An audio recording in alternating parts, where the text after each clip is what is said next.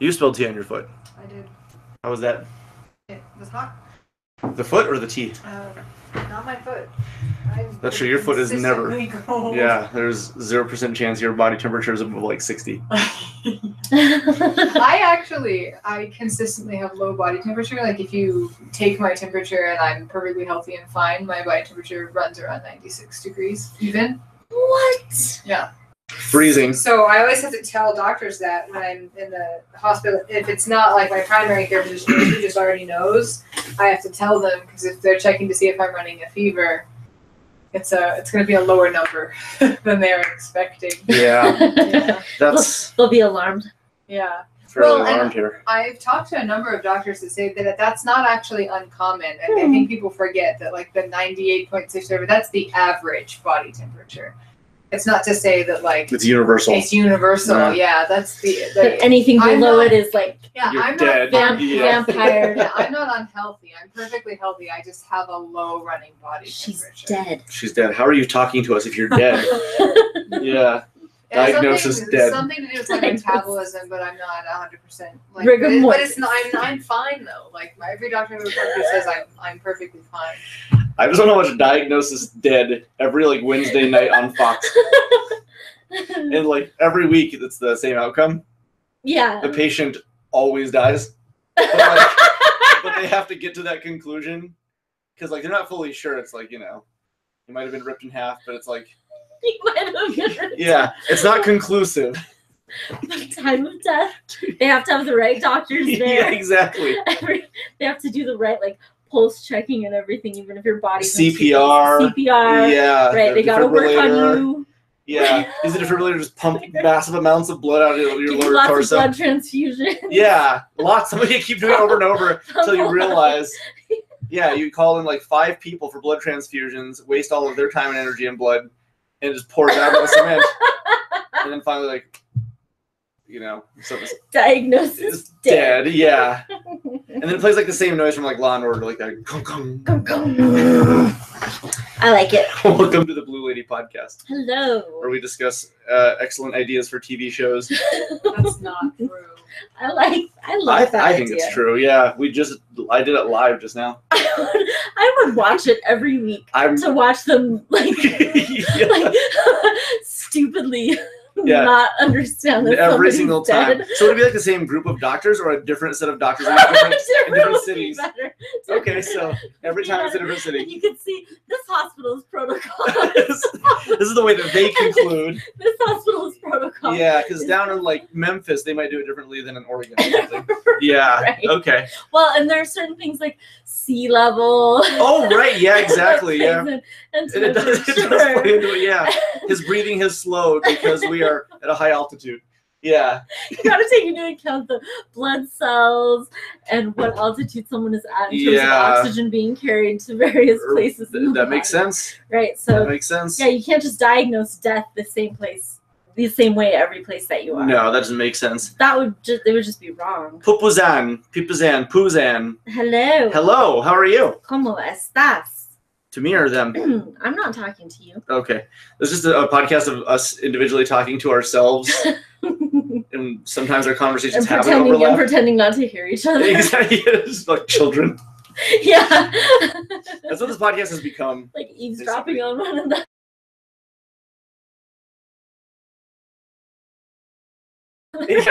Me too. We podcast from different rooms. That would be. We've talked about doing some split podcast. We've talked about a lot of stuff we've never just done. Never done. Mm-hmm. Good you. Good you. Fantastic. Good we. Yeah, we good. Good we. How are you? Me? Yeah. I'm great. I have a cup of tea. You just won up to both of us. Yeah. Yeah, we said. I mean, fuck you. We were good. You're great. Man. Yeah, that's it. Yeah, I'm here to just excel at life. I don't know what keeping it humble. For those of you brand new to the show, this is a podcast that's about like self-help and love and life and philosophy and enjoyment of one another, and also just talking about really literally anything that comes up. I have some people popping by tonight. Oh, good. Excellent. Yeah. Yeah, we put the shout out last night to let people know we'd be delayed until this evening because I actually wasn't even home until midnight last night. So Really? Yeah, because we had that huge trade in Roswell that we went and picked up, and we're preparing it all night last night to do the launch today, which resulted in the best fiscal day of Gamers Anonymous in the history of the store. Yep. So, are you going to get a whole bunch of bling for yourself? Yeah, I'm replacing my teeth on Tuesday with gold nuggets. Gold nuggets. Okay. And I'm replacing my fingernails with Chardonnay. Wine. Well, wine, correct. Wine with alcohol. To make it so I can drink my wine. Right, well, because if you remove the fingernails, it's like a little pool for whatever you want. Perfect. And I'm not going to drink the Chardonnay because I don't drink, but it looks classy. So when I show up, so when I roll up, would you like a drink? Yeah, exactly. Yeah, just put my hand in front of people's faces and let them have a taste. I think that's cool. I think it's cool too. I think it's pretty cool. Yeah, I thought about it. That's why I decided to do it because I said. I'm glad you've been thinking about that. Yeah. Are they like encapsulated in pieces of glass so that you can like? You have to shatter it with your teeth. You have to bite down, break the glass with your teeth, and then. What if it was like you could sort of like break the tip or not? You don't have to. A glow stick, like it snaps. And it glows. Or like it glows. It's just glowing champagne. Or you can. Chardonnay's not champagne. Chardonnay is wine. Wine. You know what, guys? You know what, guys? Yeah, I don't expect you to know this because you don't drink. That's true. I literally have no idea. But I can put wine in there too, and we can put wine and champagne in there. Yeah, you have two hands. Yeah, exactly. The wine hand and the champagne hand. Exactly. so what do we... Do you have anything you wanted to talk about tonight? Anything? And we can talk about this, which I'm totally down with. But I think we should talk about it for a while. Byron says, tell the podcast I said hi because I'm taking an off-road trip in the morning and can't make it. Byron, that's my boy. I'm sorry, Byron, but you disappointed me and I don't want to talk about you anymore. I think just now or let's previously? just talk about Byron the whole podcast. Like gossip? Everything we could possibly dislike about him, we should just totally... Possibly. Yeah, I don't talk about things that I dislike because I don't have time to spend mental energy on them. We have an hour and a half to spend that mental energy. This is your time to shine. No. Oh, yeah. I was just kidding. That was a really mean thing to say. No. I just don't want to go back. See, the thing I dislike about Byron is he smells a bit too nice. Like, I look at him and I'm like, I wish I could smell that nice, and I get resentful. So you know something really strange about me? A few years ago. What? I get resentful. He smells nice. He smells better than I do. He smells like a stripper, but not so strongly that I'm turned off. Yeah. You know, it's like sort of like a rose petal kind of fragrance. A rose petal. Yeah. Ooh. Yeah. Ooh. I'm sorry. No, it's okay. What I was going to say, though, is a few years ago, I felt like I wanted to share something with someone, and then it ended up being this just like really embarrassing moment where I realized I should never tell anyone this, and then I'm going to tell you now. Oh, great. Well, so here it is. No judgment. Yeah, except here it comes, I guess. I was trying to figure out if it was really strange that like sometimes when I walk in crowds of people, I really enjoy that, like, as you pass through a crowd, like, you can just smell different people, like, as you go through. There's this area of MSU that's called the I Mall. It's like a big walkway, basically. It's called the International Mall. It's just like a big outdoor area. It's a big piece of sidewalk, basically. And I used to enjoy just going in the middle of the day when there were tons of people and putting my headphones in and just walking really, really slowly and smelling strangers. Absorbing the sense. And apparently that was just way too much information for the people that I told this to. I've never heard anybody say anything. I haven't either, but that's fascinating. Like, it was just, I don't know. I also used to like collect like fashion magazines, and I liked to smell like perfume swatches. Like, I like the smell of perfumes, basically. Like I like the smell of magnets. Gasoline is one of my favorite smells. I used to like the smell of gasoline when I was little. I love gasoline. It smells so good. Do chicks just like gasoline smells? I don't know. Don't put it on your body though. That's too much. That's what all the male strippers strippers smell like is gasoline. Like perfume and cologne smell. I really like that. And like people in college sometimes wear just way too much of it because they don't ever want to shower. And so like walking just like down the strip mall area of like the college, all you're smelling is just like wafts of college kids wearing way too much cologne. Wafts of college kids. Yeah, well, because you're not going to get their body odor smell because you're walking by them way too quickly. So all you're going to smell is just like the smell of their cologne on the wind. And it was just like, I don't know, I liked that. And apparently that was too weird for some people. So I've never shared that since just now. So what I like about this especially is that, have you seen where people on Twitter or Facebook or whatever will share these posts about people who don't know how to spell the word cologne? And it's just a series of people that spell it colon, C-O-L-O-N. So when you say that, in my mind, I visualize people writing on their blogs, I love waking up and smelling my boyfriend's colon in the morning. I love to walk down and smell a whole bunch of college kids' colon. Exactly, yeah. And I think of just how I like when people spell college like collage. I love to smell collage colon. Collage kids colon. Collage kids colon. Collage kids. No, that's not what I love. But I think there's something about like the smell of just department store cologne smells that just I enjoy for some reason. Interesting. The idea of just enjoying certain smells, very specific smells, and that might be tied to like maybe a memory you had. Because I know if it is or not, that when people say they like to smell brand new books. Oh, I love that. I like old books. Sure. And there's also a smell of video games when you open them, or like a DVD, a plasticky kind of smell, or like a new magazine, and all these things have very distinct, like olfactory, sensory kind of elements. And I know that for me it ties into like the nostalgia of getting new games when I was younger. And so whenever I smell video games, it's like the smell of a game is exciting because it's part of the experience of getting a game, having something brand new. Kind of like the experience of going to like a midnight release isn't so much that it's fun or that it's even necessary at this point in my life, but I like it because it's an element of like kind of like a camaraderie, but it's a nostalgic element that to me actually even has like a scent, because I think of going outside when it's crisp at nighttime. You show up to the store at 10 p.m., especially in the winter, and it's got a smell of being outside that reminds me of just all these years of these kinds of events, and I love how strongly a scent can do that.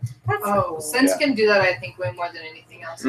When my sister was packing up over the summer to move to Poland, she was packing a bunch of her old comic books, and she pulled out very specifically like one book that was the very first comic book we ever had, and she called me into her room. Comic books smell really good, and it was a really old one too.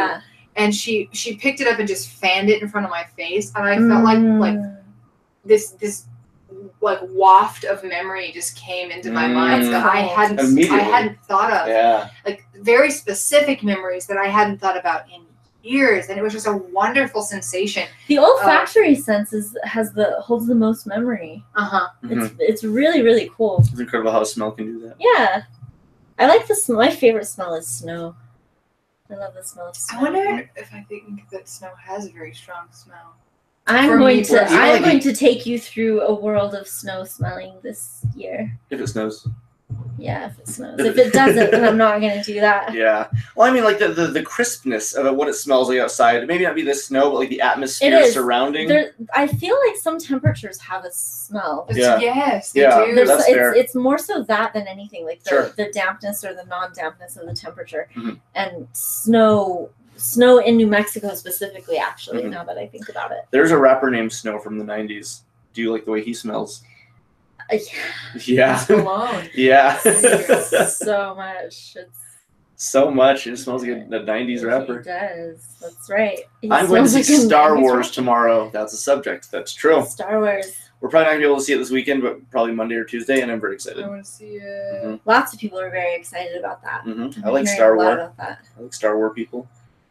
I'm one of those people that has to watch all of them every time I watch a new one because I don't remember anything. That's fair. So that's fair. Yeah, when there's one that's going to be coming out, I'm like, I don't remember any of the characters or any of the point of any of it. So I need to brush up if I'm even going to bother with this one. Sure. Yeah, I'm kind of that way. Are you going to do that with this? Are you going to watch this movie? No intention of doing that. You don't care. You're not like a Star Wars fan. Never have been. That's fair. I've tried. There are several sagas that I have really tried to get into that I have been completely unsuccessful at doing so, no matter how much I've tried. And it's not for lack of interest in like, say, it's like geek culture, because you like comic books. You like, there's a whole slew of things you totally adore, but not everything resonates with everybody, and Star Wars just happens to not resonate with you. Star Wars does not, and neither Sure. does Lord of the Rings, and I have tried both of them so much. I'm a big Lord of the Rings fan. I have That's tried and tried, and I cannot, for the life of me, have any like emotional connection to that saga. But I respect that though, and I understand how many people that's the case for. And I'm not gonna sit here on like a pedestal and try and defend Ariel's on a goodness. Yes. Can I see that cup? Yeah, it's trippy, isn't it? I need to show. I think this is the coolest thing. It keeps blowing my mind every time I look over. Okay, so Ariel's not gonna sit on a pedestal about her. Oh no, I mean I know a lot of Tolkien fans that try and be like, this is so great and this is whatever. But like, no, I don't know. It's probably not. I just really like it. Well, another thing to keep in mind as well too is that while I like it, I watched it for the reasons of I enjoy the special effects. I was familiar with the books, but I watched it more of like just a movie with great special effects in a fantasy setting. You, being 10 years younger, grew up with it also as part of childhood. Yeah. And so that holds an extremely powerful nostalgic effect. So by default, you're going to like it because it's part of you in your time of growth. That's true. That makes a lot of sense. I can totally see that as being, because there's a lot of stuff that I probably wouldn't like as an adult, but as a kid, I would look at it as part of, good or bad. It was something that I enjoyed growing up. There's movies and video games that I like that are objectively not great, but they're memorable, and that's the value.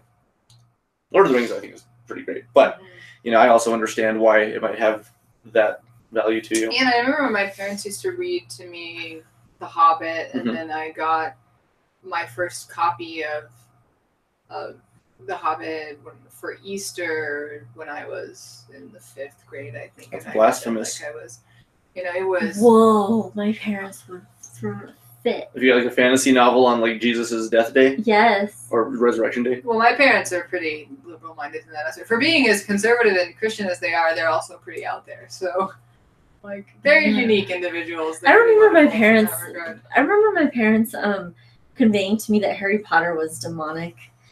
Oh no, devil stories. My parents are really into Harry Potter. Pokemon.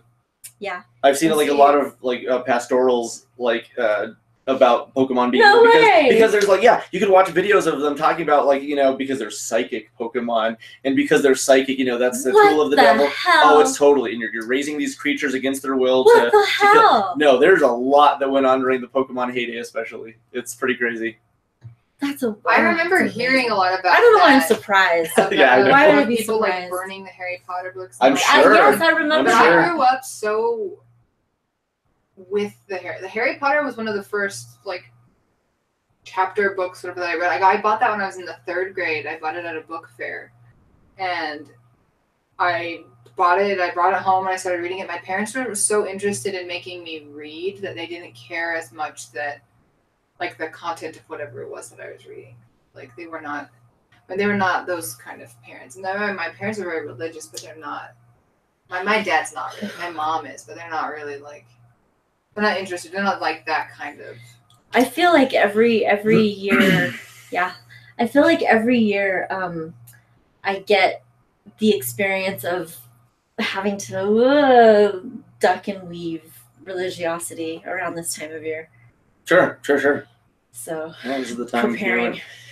So, Michelle, I thought you had an idea for a subject this week. I do have an idea. Oh, yeah? I was going to give it a few minutes and just BS initially up front. Let's keep BSing. Whatever you want to do. While we let people show up. Yeah. Burning Harry Potter books. Yeah, burning Harry Potter books. And, But yes, I have a couple ideas. I've had some things on my mind this week that.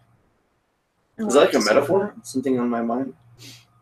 No, it was literal. So like blood cells and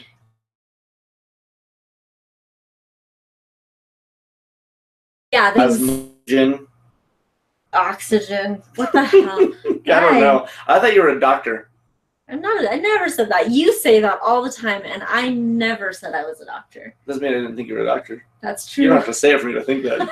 I can do whatever I want. That's true. Free will, baby. That's right. This is why the devil flew down from space. You're right. Ate the evil apple and gave it to the lady. And then, you know what? Yeah. I can tell that you've been downloaded with a lot of demonic and devilish things I over play years. a lot of Pokemon. So the Pikachu, he got me to thinking about how much the devil is great. Because I played the Game Boy game, and so now I've I'm a Satanist. Yeah, I have scars on my chest and pentagrams and upside down Bible verses that are crossed out and italicized. Yeah, it's nuts. Yeah, well, because Pokemon was really fun. Because Pokemon when I was in high school. yeah, because Pokemon and Pikachu. Yeah, because I watched the Pikachu movie. The Pikachu movie, and ever since then, I've been a lost soul. I drink blood. I sacrifice goats. And just leave them there and even use their body parts. Yeah, I'm wasteful. I'm wasteful. I'm wasteful. I have nothing to even say to that. Yeah, she knows. She doesn't even have to say anything because she knows it too well. She sees it every waking moment. Yeah, there's a sinister. You just have this sinister sense about you. Yeah, and if you comment on it, you feel. I feel like my soul will be eaten by some kind of bad angel. By a Pikachu. By the gremlin in the corner. Yeah, by Greta. Greta. Yep. Greta's an interesting configuration over there. The biggest problem is that her arms are longer than her torso and legs. Is that the biggest problem? Yeah. Otherwise, it makes enough sense for her to function. Is that how she was in the movie? Yeah. Oh. But because her arms were never really down that low, she was always walking around doing something. It was never an issue. Gotcha. Mm-hmm. I don't remember that movie. I need to see those. You should. Gremlins 2 is one of my favorites. It's in my top 3 movies of all time. Are there only 2 of them? There's 2. They're very different types of movies.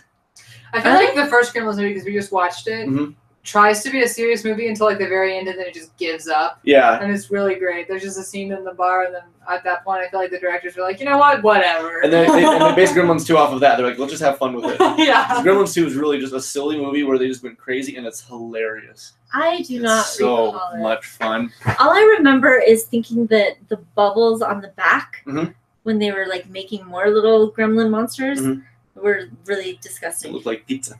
Like cheese pizza with a bubble. I thought they looked more like a disease, like leprosy. That they look like a disease. I think of pizza. Pizza. I really love pizza. Yeah. See, maybe I was thinking of 2 things I love, which are gremlins and pizza. Yeah. Yeah. Yep. Lockdown. Yeah. All right. That's right. So what were you thinking about, Michelle? Okay. So what I had on my mind this week was based on some of the conversations that we had last week, actually. Yes. Talking about your celiac stuff. Well,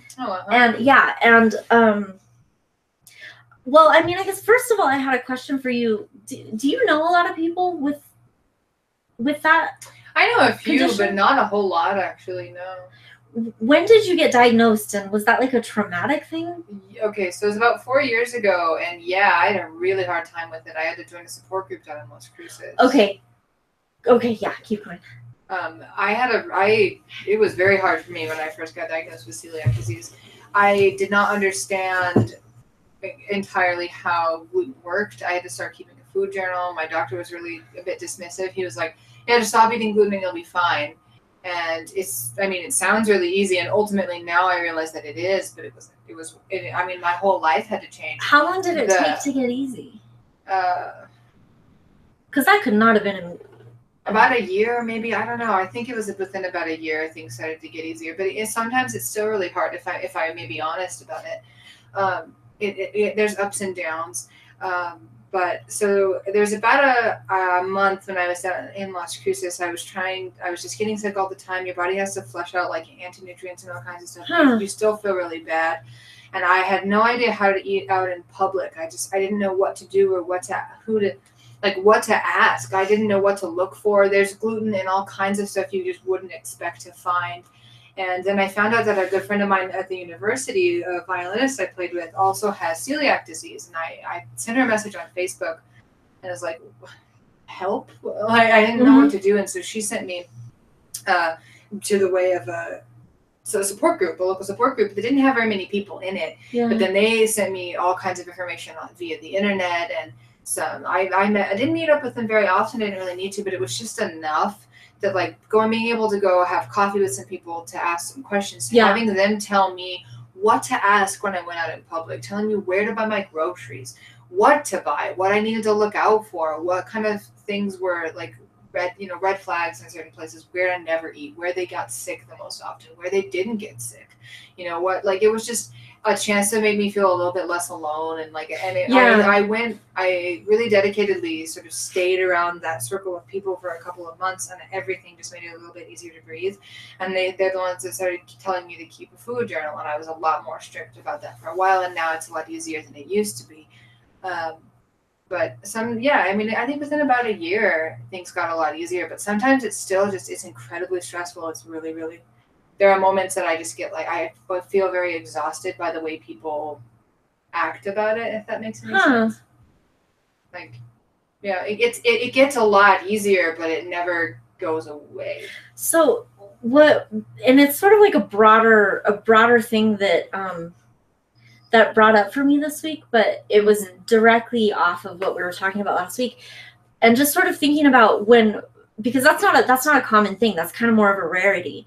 And there are certain things that we go through that, you don't just hear every day, and you don't just hear every month either. And so certain things feel more alone than others because of the rarity of them, because of the scarcity of them taking place.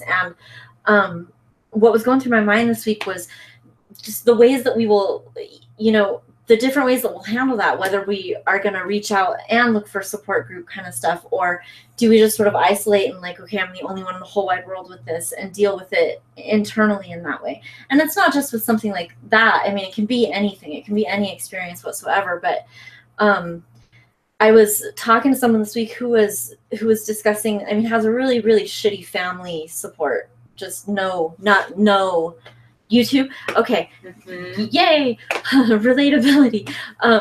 Really shitty family support that is not anything to be drawn on, anything to be, utilized as any sort of a backbone.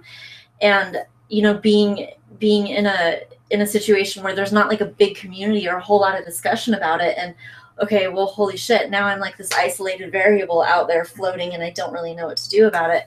And that came directly off of what we were talking about last week. When I think about what about my celiac disease consistently stresses me out the most, it's what it does to my relationship with my family. Really? Yeah. If I spend time around them, if we have to worry about food, if we have to think about going out to eat, it's consistently going to be a problem. They're going to bring it up. Oh. They're going to say something like, oh, well, you're the problem, or, well, you're the one that's going to make this difficult. Like, and it's like little microaggressions like that make it really, like, I don't even want to have to think about eating with them. Like, and what's hard for me is I've had this for 4 years now. This isn't new. They know gluten is some ways better than I do. They know where I can eat. They know about those sorts of things, but they still feel the need to say something.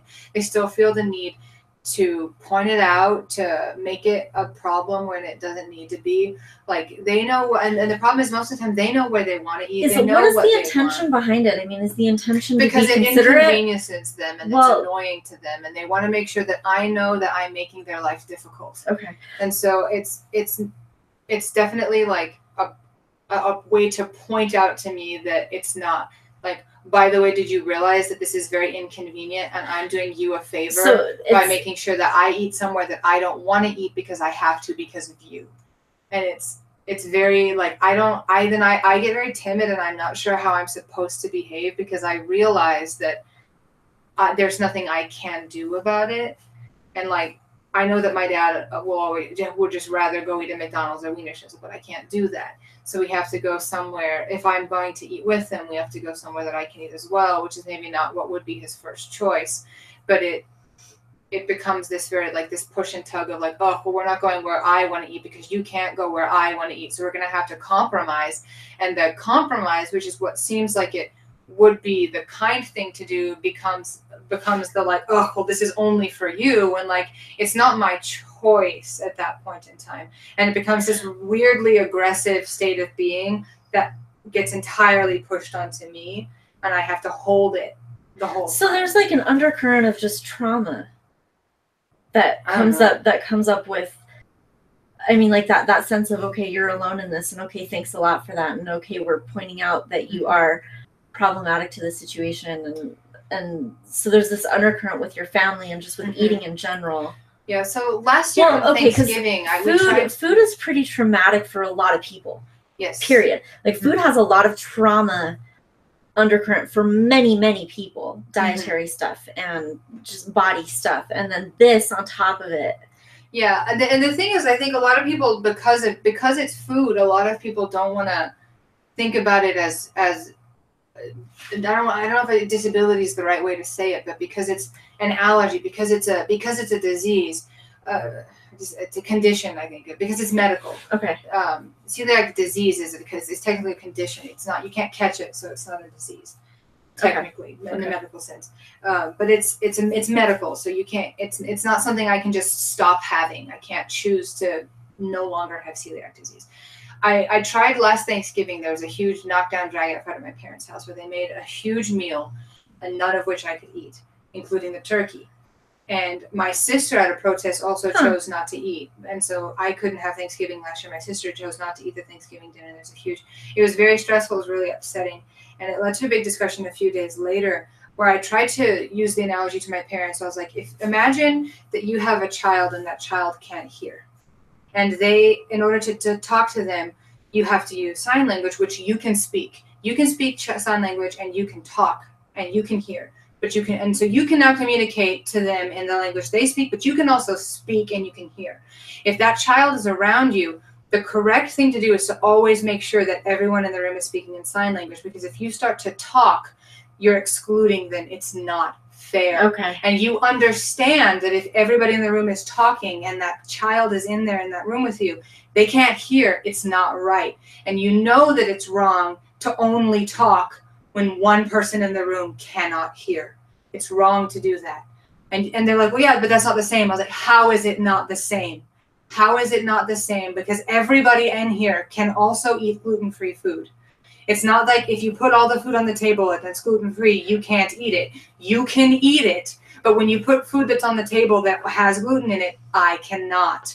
And they can't understand it because they don't want it. They don't, oh, well, I don't want to eat gluten-free food because I don't have to. It's like, right, you don't have to, but you can. If you put food on the table that has gluten in it, I cannot eat it.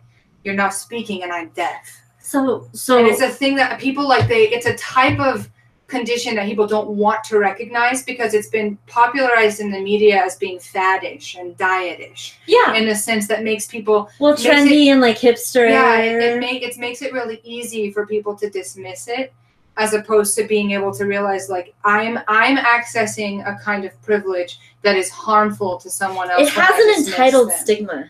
It does. In a way. Like an entitled snotty, snobby. Mm-hmm. It has a stigma about it, definitely the way it's been portrayed.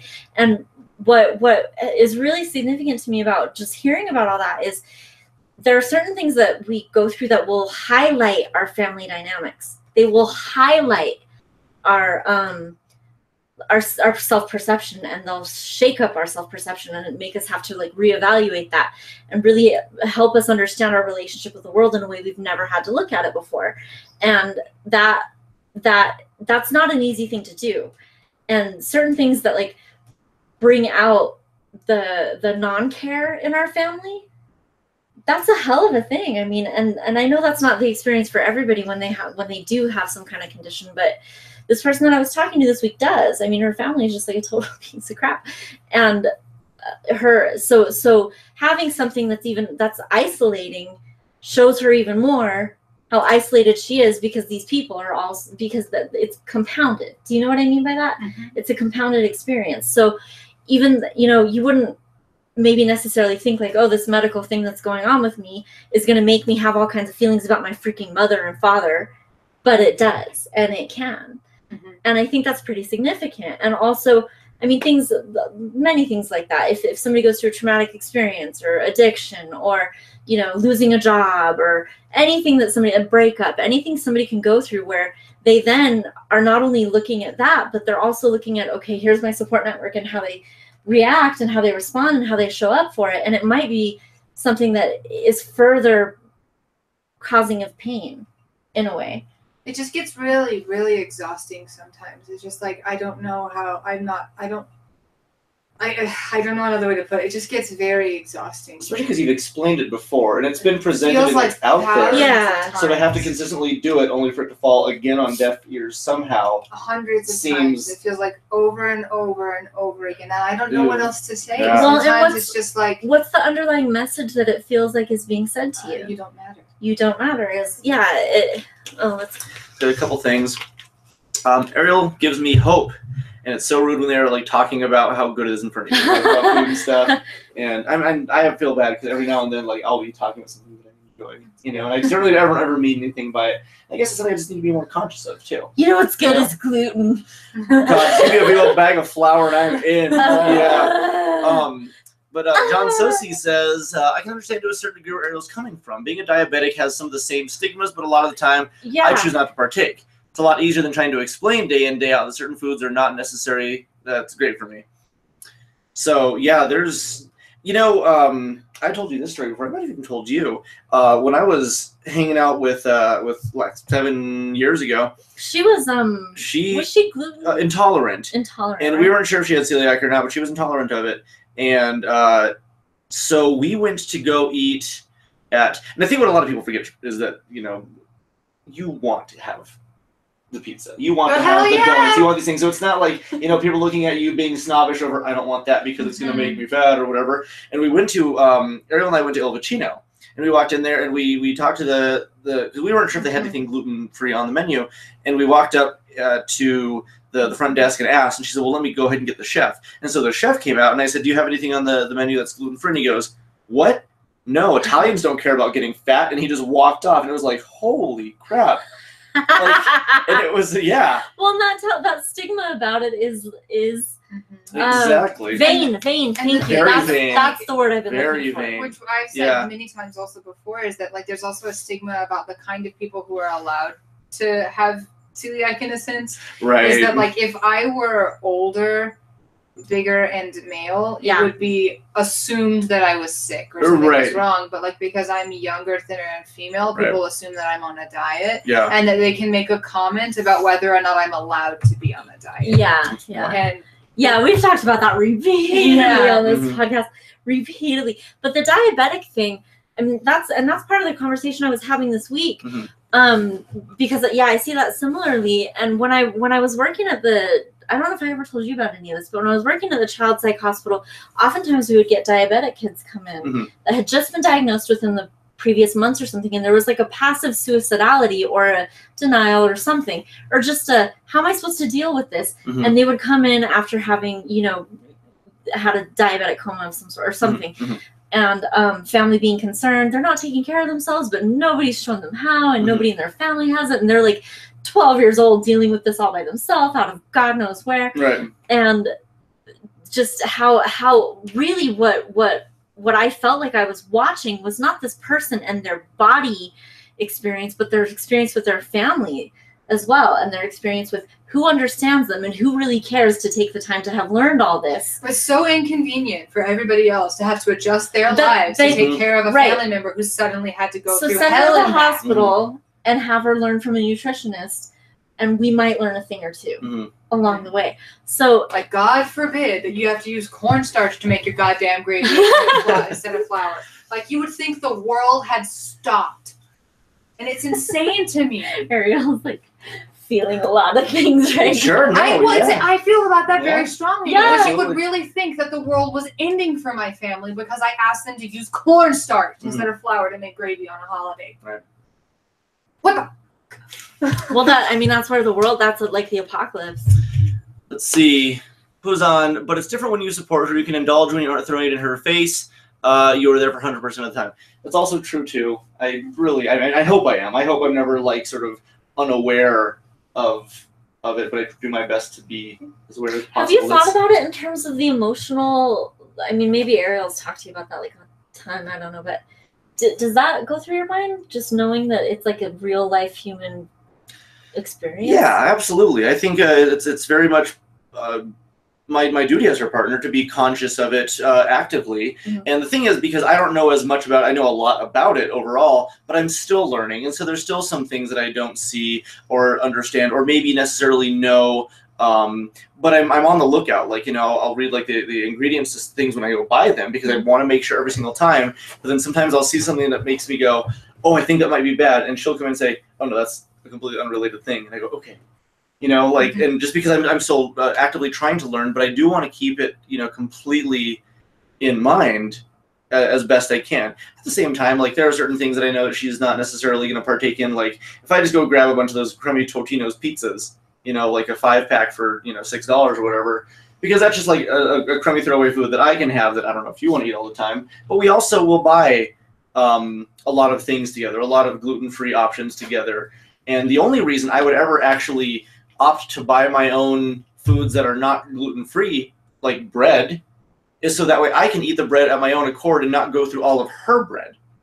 Oh, yeah. You know, like, I don't want to, like, necessarily sit there and waste all of your resources if I'm extra hungry, because sometimes that happens. Sometimes I'll have like, you know, 3 large meals a day and go through a bunch of groceries, but I don't want to eat all of her stuff, so I don't mind getting stuff that I know I can just eat as sort of throwaway whatever food and not take away from the resources that she is limited to. Yeah. I want her to be able to have that at any moment's notice, kind of thing.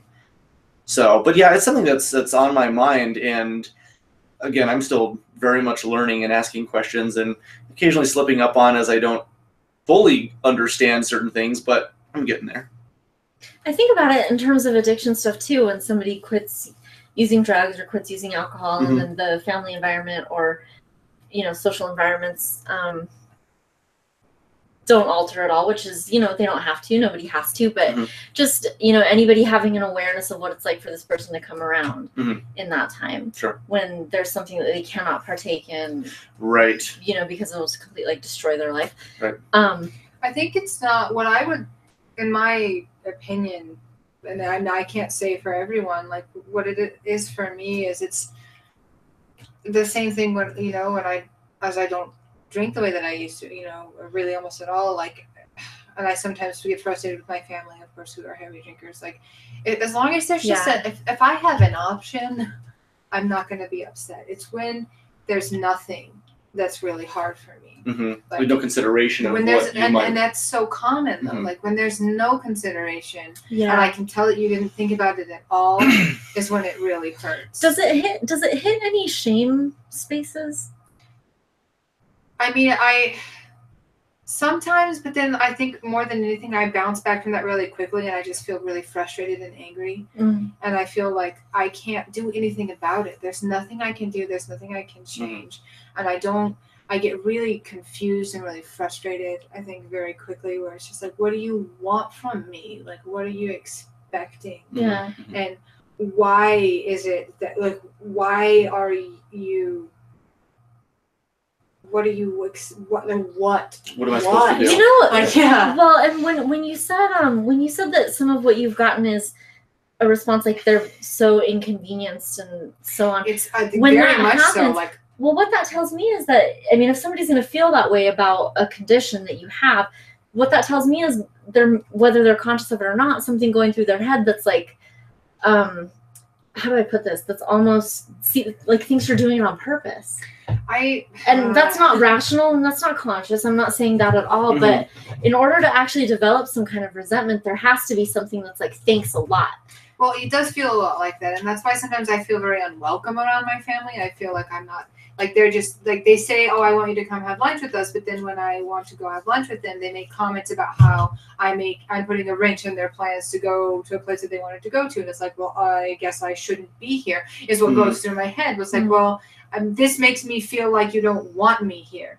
Because if you wanted me here, then this would not be a dialogue that I'm right. Because especially at this point in time, they know what they know what I can eat. Yeah, we're not surprised anymore. This is 4 years in the making. And so to make comments about not being sure what I can eat, because my family, and John knows this, but I am not a picky eater. Not at all. I will eat pretty much, especially now that I have celiac. I will eat it if I can. It's just gotten to be that point. Like, if I can eat it, I will eat it. Like, it's just I have had no choice but to become like that. And I don't understand why my family makes these big stinks about what a difficult job feeding me is sometimes. Where it's just like they are very picky about what they will eat. And that's why half the time it's just like, tell me what you want, and you know what I can eat. You just choose it, and I'll eat it. At this point, like, if I can eat it, I will. And they make a huge scene when the reality is they know what they want to eat. And then they try and pin the whole thing on me and my celiac disease about why they couldn't choose a restaurant to go to.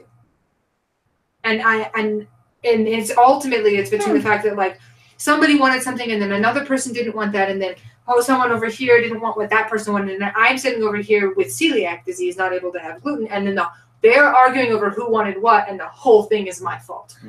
Because, we could have gone to Wiener Schnitzel if Ariel didn't have celiac disease, and it's like, well, thanks.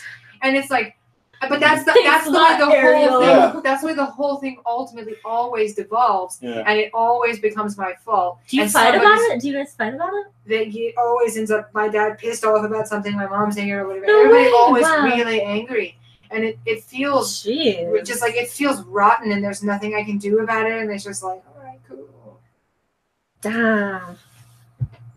All right, where were we, John?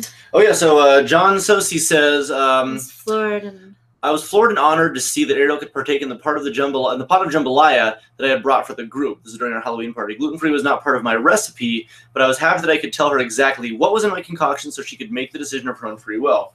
And so while he wasn't, like thinking about that on that level, he was completely forthcoming with everything that's in it, and then you can say, oh yeah, that's good. Have some delicious. Good to go. It's funny because even your brother, who is a chef, I think makes a lot of mistakes in judging what's in the food.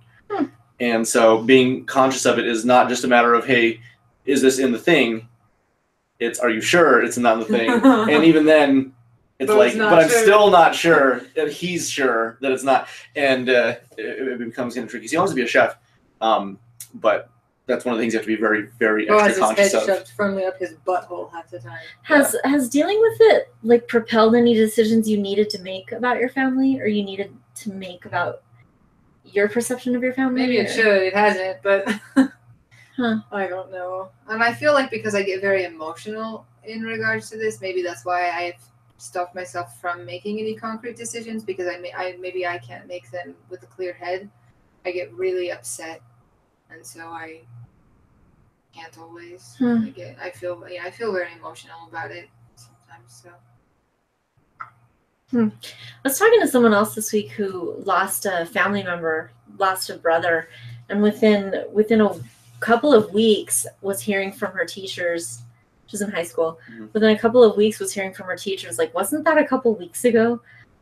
Oh. Because her focus is really crappy, and her ability to she's going because she's trying to continue to do life as normally as possible. Yeah, but and that's not uncommon. I mean, I know it sounds like quota for getting over something. Well, I know it sounds like, holy shit, who would say that? There's no way. Yeah. But you know what?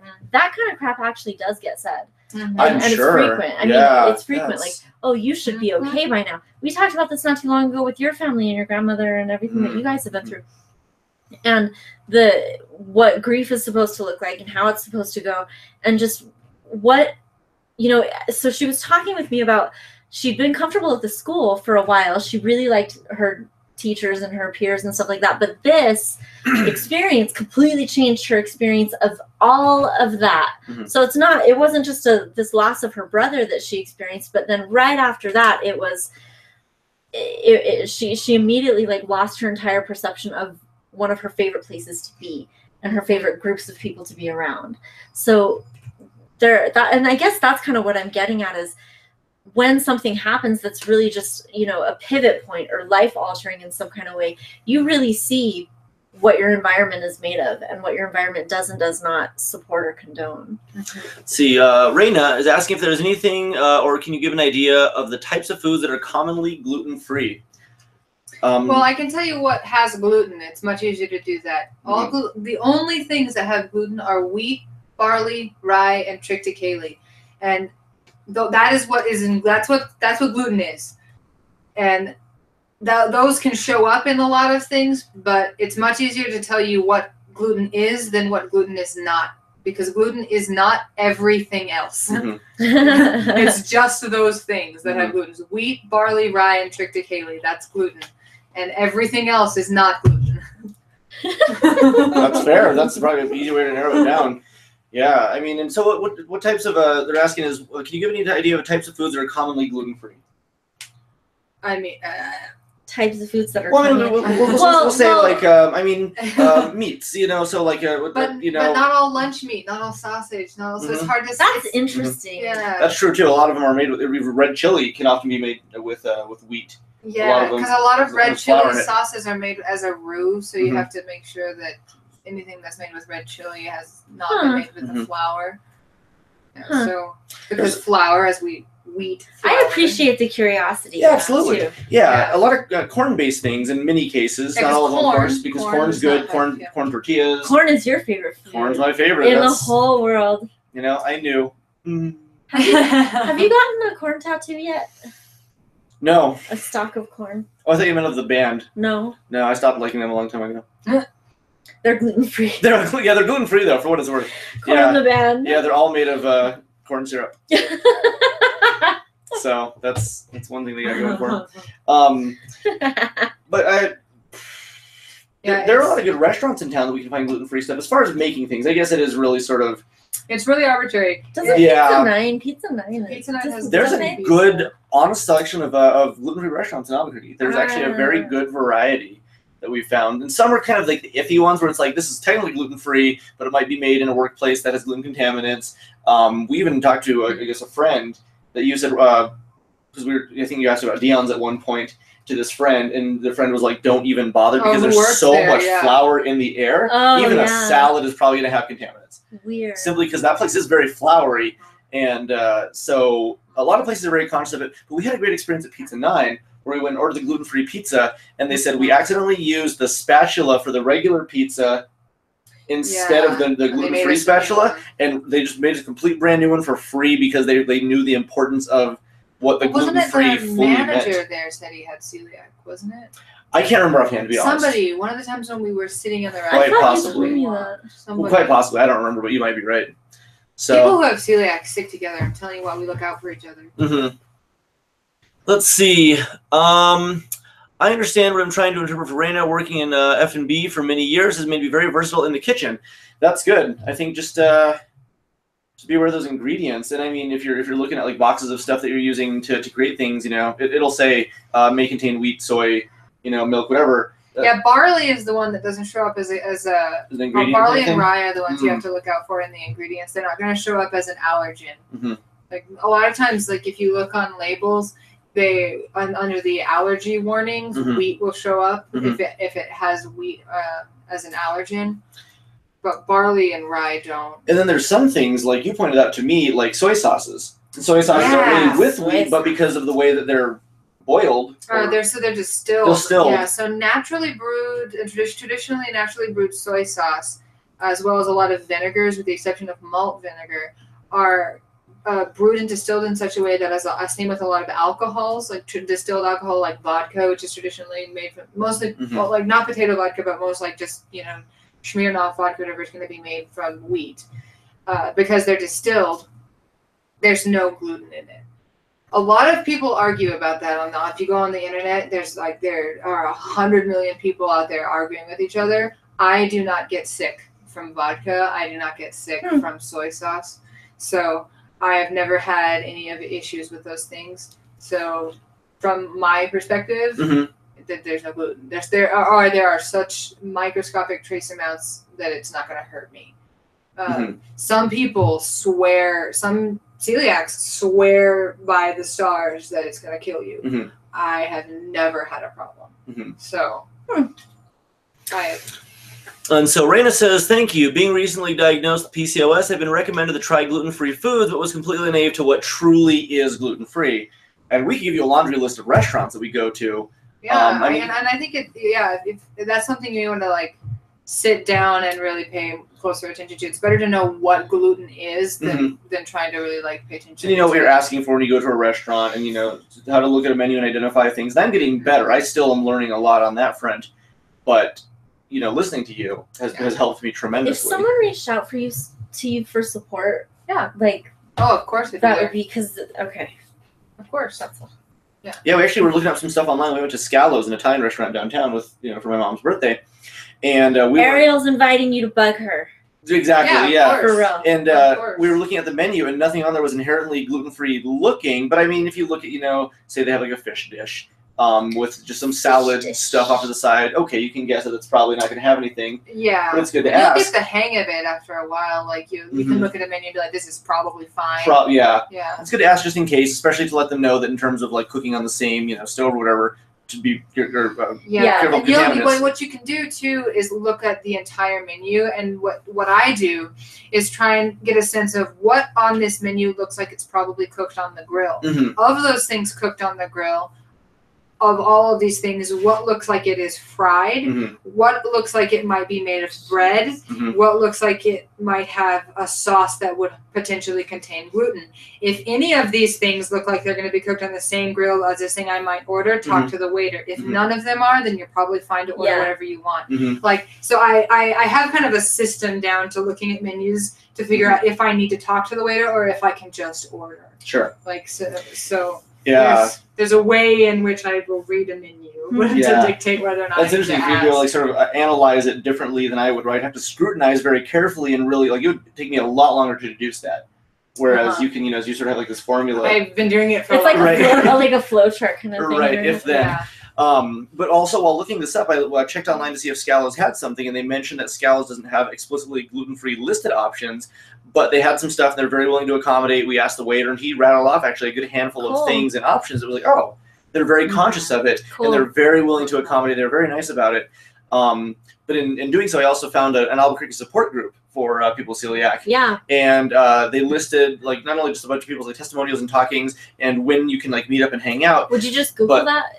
Yeah, basically. Okay. And it had like just a list of, in the Northeast Heights, here's these 25 restaurants with gluten-free options. And then here in the Nob Hill area, then here in like the downtown area, then here in Rio Rancho, here in Corrales. And it had just lists of all these places, even citing specifically sometimes what it was or what kind of accommodations they would make. And that was kind of cool. Because while we already know a bunch, now we can, at least look at a couple other options and go, well, let's go check it out. So, I forgot what I was going to say. I'm so mad. It's not any better from last week. Okay, well, she added you, Ariel. Oh, okay. So, cool. Perfect. Yeah. And so, just long story short, moral of the story, don't go through something alone. Like, there's, if it's something that's really as isolating as that and you don't have that support behind you, reach out. Because there are other people that are going through stuff and that do care, and case in point. Absolutely. So. And a lot to learn, a lot that I'm learning, and a lot that you can teach people. And it's... Yeah, it was tough. If I hadn't, she's only like 6 months, I can't remember, I think 6 months after being diagnosed or something like that. That's rough. It gets easier. Within the first year. It gets easier. I can promise you that. But so what would you recommend, like, what would be some of the most important considerations in that first? You can still eat Captain Crunch. Don't worry. Oh, yeah. I have actually. And it's been 4 years, and I'm just learning about cereal. We just found that out together. We found like a list of gluten-free cereals. And it was like a lot of like Toast or something, or Kellogg's. There was, I don't remember who it is. You found it. I found a list of all the cereals that were not listed as gluten-free, but were. What? And I was like, okay, well, Captain Crunch is on the list. Crunch is delicious. We checked it out. Good to go. Yeah. Lucky Charms? Lucky Charms. I think they might even be advertising. Lucky Charms are labeled gluten-free. So they are now, yeah. Yeah, it's great. So the important things are covered. If Captain Crunch is good, everything else is details. Yeah. Oh, my Christmas Lucky Charms I saw on a store. Yeah, it's got Christmas treats. Yeah. Hell yeah. Yeah. Anyway. I'm still learning every day. You'll learn every day. And the cool thing is we're like in a really good sort of pivotal time, a pivotal age. March. For gluten-free, carby food is that there's kind of a market for that now. Sure. There's a changing market for that. Yeah. That's true. Yeah, it's evolving. It's always evolving. Well, what's great, too, is, we had found out that, like, and you knew, but I didn't know that, like, Buffalo Wild Wings was a place that we can absolutely just go and get, with the exception of a handful of sauces. I learned that from my parents' neighbor across the street who has celiac. She's the one that told me. We can do wild wings. We can do stuff like Genghis Grill. Or she may not have celiac, but she has something where she can't have gluten, and she eats it all the time anyway and just gets really sick. But she told me about buffalo wild wings. If you're down with just like super bad diarrhea and stomach pains, I cannot understand that. Like, it blows my mind. Yeah. But she has like a super stressful job. She's a CPA, and she just That's not funny. She gets stressed out constantly, and then she just gets really stressed and eats food with gluten in it anyway, and then gets really sick. And it blows my mind. But I'm not gluten-free yet, so I'm not healing.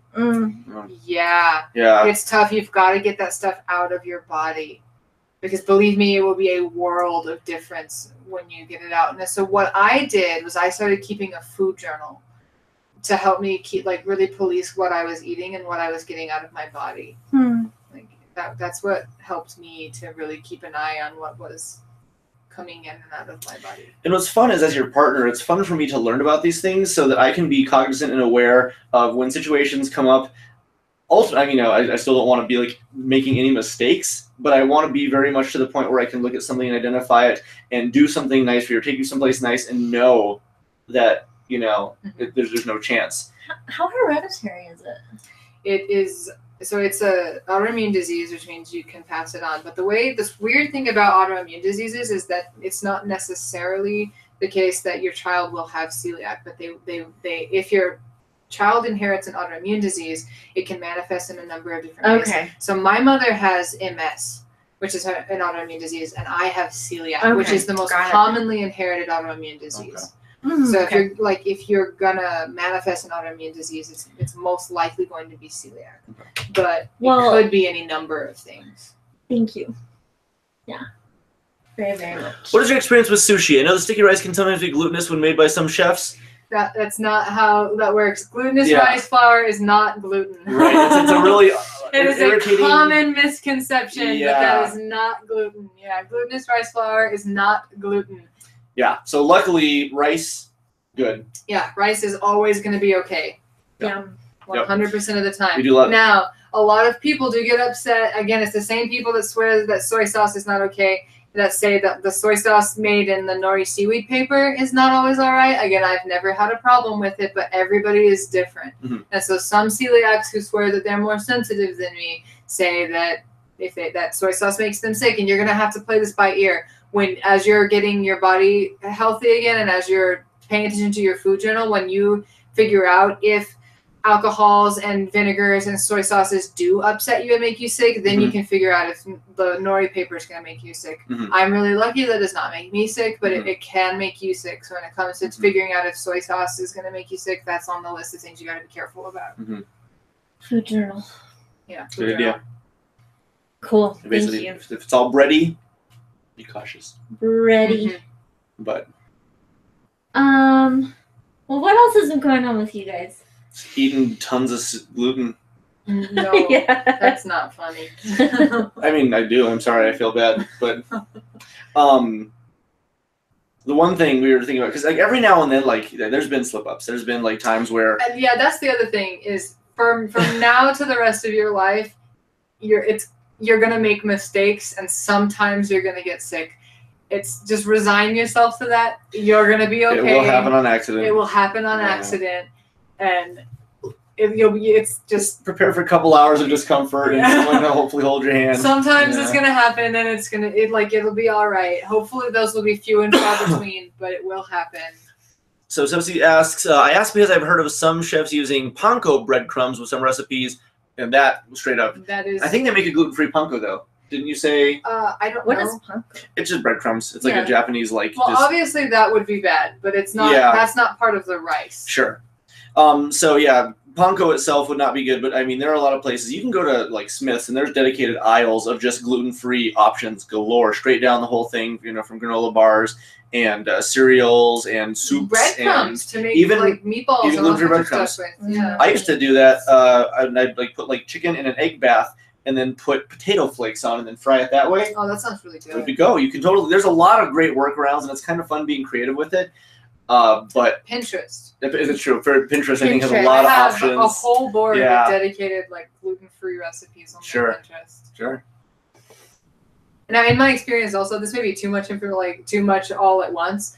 But when it comes to baking, recipes that are gluten-free and vegan are going to be much better recipes simply because when you take a recipe that is just like regular, allowed to have wheat flour and all kind of stuff, and you take out the wheat flour and you substitute it for any other flour, it's going to be incredibly dry. And people under the sun, like there's wheat flour has all of those enzymes in it that allow it to bind. That's why it's the flour that everyone uses. And when you replace it with 100 million other things, including xanthan gum, and everybody swears that there's 100 ways you can do it, it just doesn't fucking work. But when you make that recipe vegan as well, there are people who use bananas and applesauce and just a number of other different workarounds to not use butter and eggs and all of the things that make it not vegan.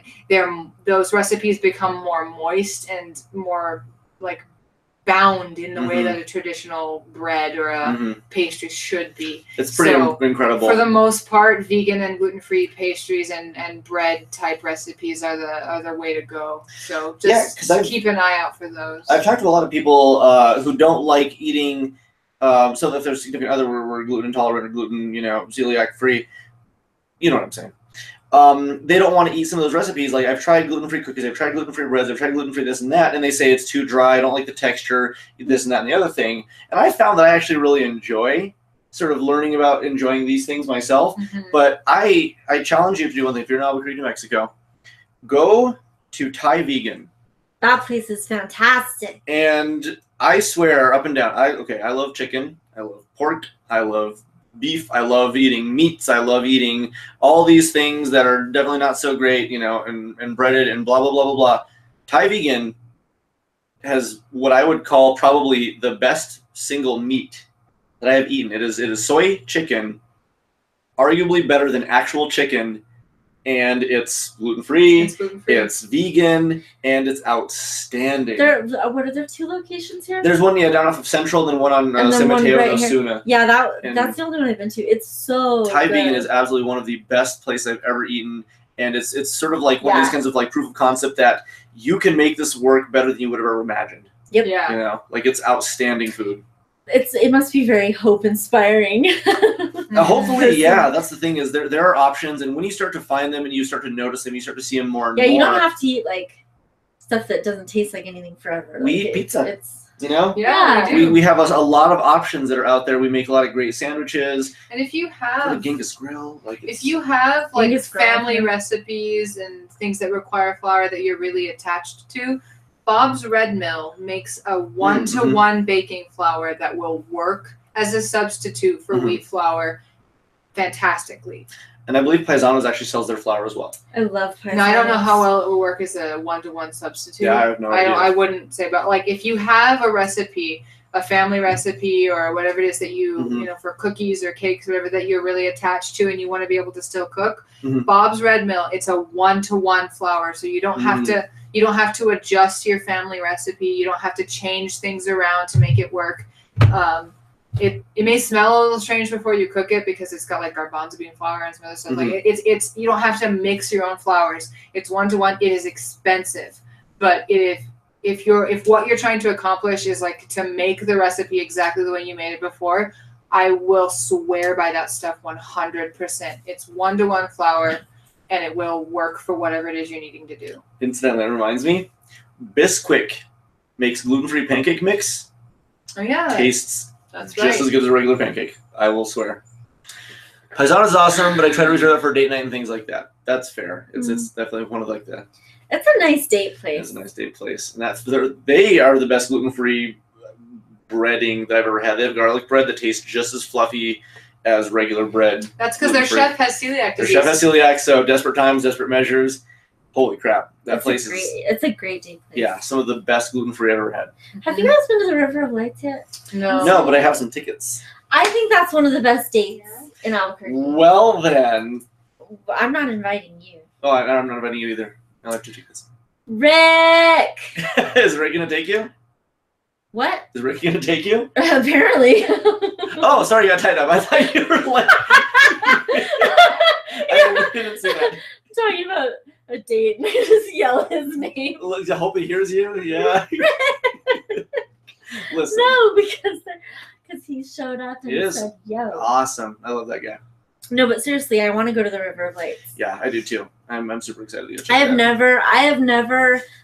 I've been, but not through the whole thing, and I've always wanted to. You know it's not an actual river, right? No, I thought it was definitely a river.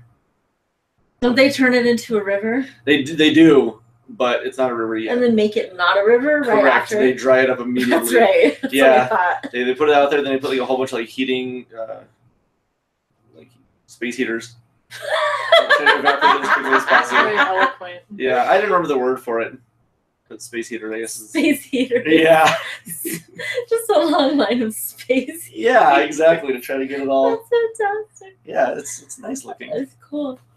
Beautifully decorated space heater. Yeah, it sounds pretty. Yeah, I'm excited to go. Cool. When are you guys going?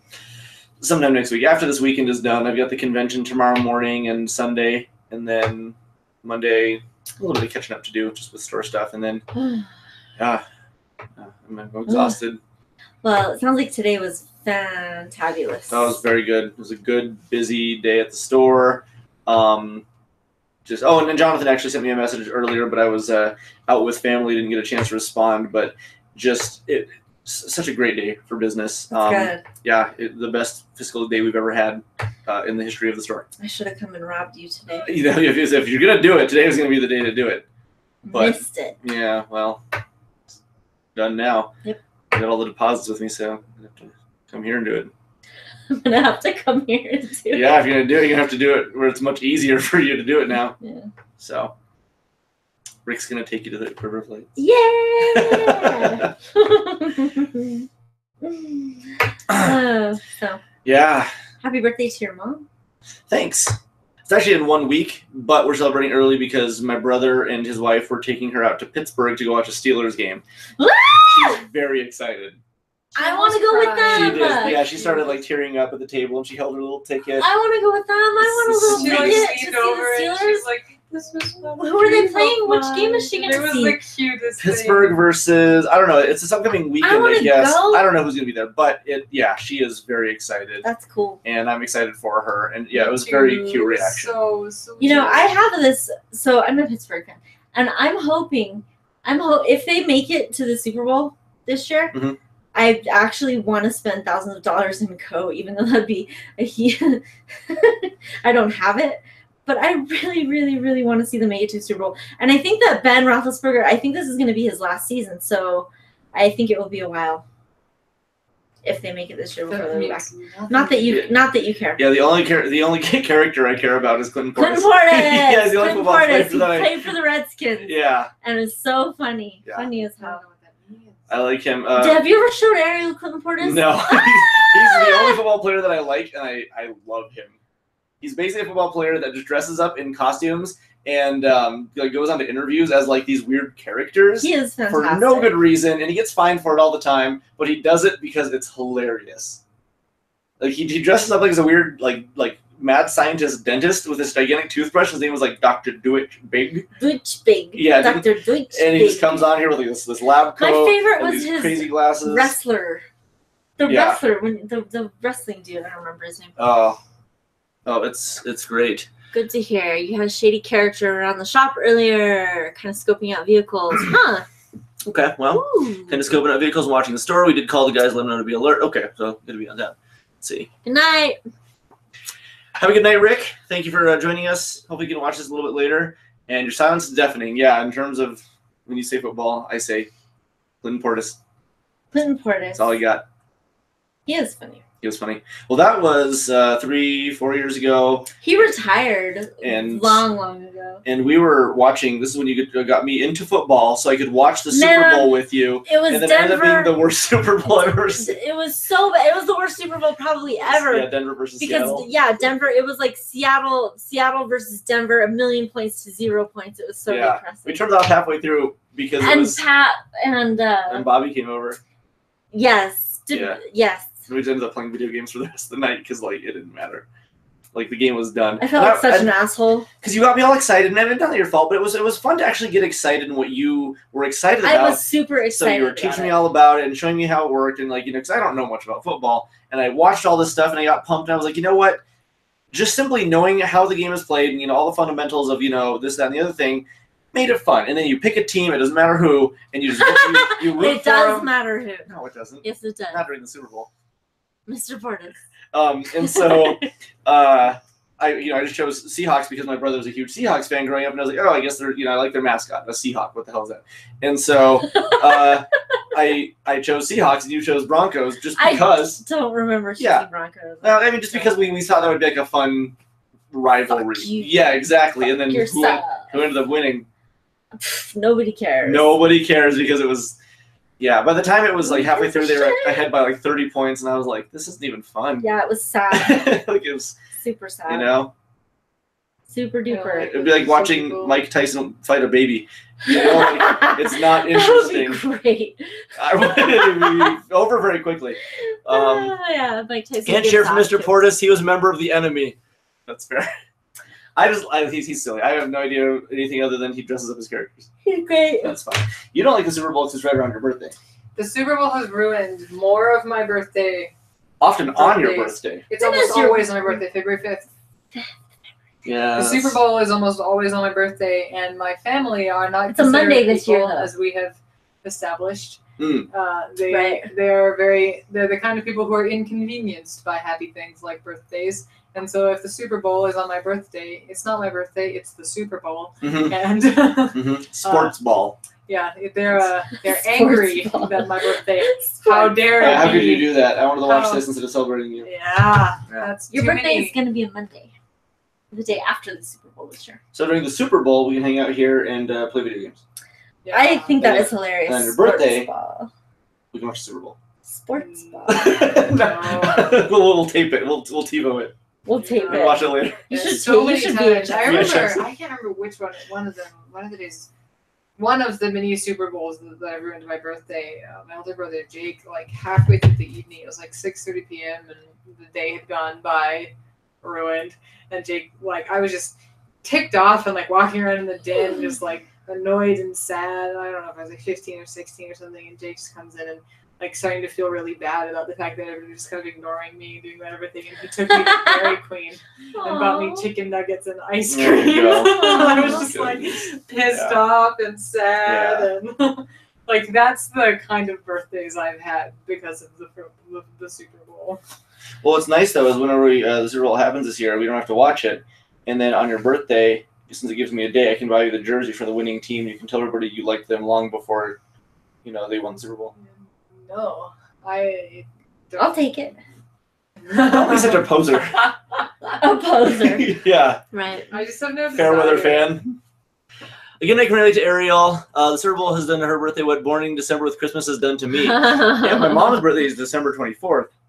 And I can imagine for a lot of Christmas babies, it's very much sort of lumped into the point where it's going to But see, at least people are celebrating and happy and like on Christmas, and they wouldn't. I don't know. I could be wrong because I'm not a December birthday, so I don't know. But there were some times where because I'm not into football and I'm not really I don't really care. I remember very distinctly one Super Bowl quote unquote party that my brother and my dad were having, where they'd made a whole bunch of queso and chips and all sorts of stuff they put on the table, and I had the audacity on my birthday to want to go into the living room and eat some of the food that they'd made, and my brother got pissed off and mad because quote unquote this is for the Super Bowl party, and it was my birthday, and they were getting pissed off because I had the unmitigated gall to eat their chips and queso, and it was my birthday, and I was just like, this sucks. So, I don't know. I just feel like even if your birthday was on Christmas Eve, that just probably wouldn't happen to you. I could be wrong, but I don't know. Do that to Ariel this year on her birthday, whatever you do. Don't hoard my chips and queso? Yes, don't hoard your You have to send me a reminder, because otherwise, text me that morning. All right, just to remind me to not be an asshole. Don't be an asshole. Yeah. Ariel's your girlfriend, you love her. Try not to be a fucking dickhead. I'll be holding the bowl, walking down the hallway, I'll look at my phone and be like, fine. Yeah. I don't know. I just feel like something about the Super Bowl just turns people into crazy people. It really just does in general. People just are they're nicer on Christmas, and even if your birthday is around that time, they're just people are very jolly. They're happy. They're maybe they sort of brush you into the general holiday. Oh, it's just about everybody, and I can see why that'd be really frustrating and annoying. But people turn into selfish buttholes around the Super Selfish Bowl. butthole. Like, I don't understand why they do that. Well, because their team. And might maybe it's not lose. people. Maybe it's just my family. I don't know. That's also part of it. Yeah, it's like a two-form factor going Super Bowl and your family. Super Bowl plus family. Yeah, plus Eagles family. statistically probably not so good. So, you know. Well, there you have it. There you have it. That was a good conversation. I really appreciate you going into that. That was very important to her. Very, very important. Oh, of course. Yeah. And she's gonna bug you, and if she doesn't, then I will make sure that she does. Yeah, of course. Yeah. There's a lot of stuff we can discuss. Because nobody should deal with stuff in total isolation. And I like learning about it too, because I like being able to educate people when they ask me. Because every now and then I'll hear about it. And I was at the gym one day and I heard some women talking about gluten-free stuff, and I suggested like 10 places. And they were like, "Holy crap, do you have celiac?" And I was like, "No, I dated somebody who did, and I know enough about it to where like, you know, it's important for me to understand too. That way I can also be a resource to the best of my ability, you know, because why not? If I'm able to. And I certainly never disliked eating gluten-free. In fact, I should do it more. You guys always had good food. I always thought. I mean, I haven't been eating here since like Ariel moved in, but years ago when Lex was around, I remember eating. And there's even more great options now since then. That was 7 years ago. Sure. There's so much more. It's awesome. Yeah. Anyway. Yep. You can find very informative, Ariel. Love learning these tidbits of info. Yeah. So, what time is it? It's 10:30. Bueno. Yeah, good. It means good in Spanish. Oh, bueno. Bueno. Oh, I thought that was a type of chili. No. Oh, it's not a type of chili? Yes.